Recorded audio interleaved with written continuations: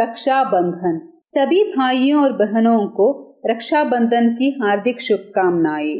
रक्षाबंधन केवल एक रस्म नहीं है, बल्कि एक भावना है, जहां बहन अपने भाई को लंबी उम्र और खुशियों की कामना करती है। ये त्योहार श्रावण मास की पूर्णिमा को मनाया जाता है, अर्थात आमतौर पर अगस्त के महीने में। रक्षाबंधन से जुड़ी कुछ पौराणिक कथाएं सुनते हैं, जो इस पर्व को और भी अर्थपूर्ण बनाती है। पहली कथा देवी लक्ष्मी और राजा बलि के रिश्ते को दर्शाती है।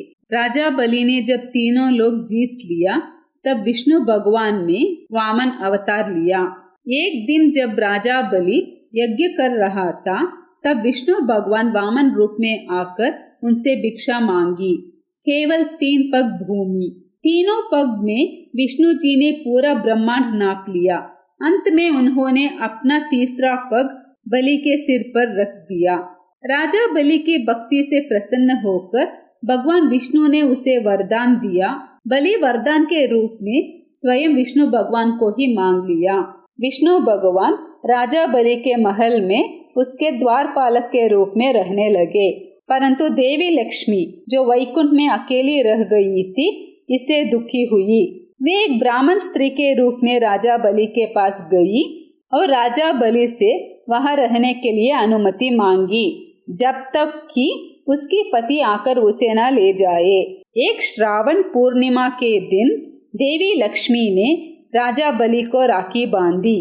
बलि ने उन्हें अपनी बहन माना। तब देवी लक्ष्मी ने अपनी असली पहचान बताई और अपने पति को वापस मांगा। बलि ने खुशी खुशी भगवान विष्णु को वैकुंठ लौटने की अनुमति दी। ये था देवी लक्ष्मी और राजा बलि के भाई बहन होने की कथा। डिस्क्रिप्शन बॉक्स में एक लिंक दिया गया है, जो राजा बलि और वामन अवतार के बारे में विस्तार से कहानी बताता है। कृपया उस वीडियो को देखें और अपनी टिप्पणियां लिखिए। अब हम द्रौपदी और श्री कृष्ण की कथा जानेंगे। हम जानते हैं कि श्री कृष्ण और द्रौपदी के बीच एक गहरा भावनात्मक संबंध था। वे दोनों सखी सखा थे। एक बार शिशुपाल वध के समय श्री कृष्ण की उंगली कट गई। सभा में कोई आगे नहीं आया, लेकिन द्रौपदी ने अपने साड़ी का टुकड़ा फाड़कर कृष्ण की उंगली पर बांध दिया। इस छोटे से कार्य ने कृष्ण को भावुक कर दिया। उन्होंने द्रौपदी को वचन दिया, जब भी तुम्हें मेरी जरूरत होगी, मैं तुम्हारी रक्षा करूंगा। और उन्होंने अपना वादा वास्तव में निभाया। जब द्रौपदी के चीरहरण के समय कृष्ण ने उसकी लाज बचाई। अब हम यमदेव और यमुना जी की कथा देखेंगे। यमराज, जो मृत्यु के देवता है, 12 वर्ष तक अपनी बहन यमुना जी से मिलने नहीं गए। जब वे मिलने पहुँचे तो यमुना जी ने उन्हें स्नेह पूर्वक भोजन कराया और राखी बांधी। यमराज इतने प्रभावित हुए कि उन्होंने आशीर्वाद दिया, जो भी भाई बहन से राखी बंधवाकर उसकी रक्षा का वचन देगा, उसे दीर्घायु और समृद्धि प्राप्त होगी। कहानियाँ चाहे कोई भी हो, भावना एक ही है।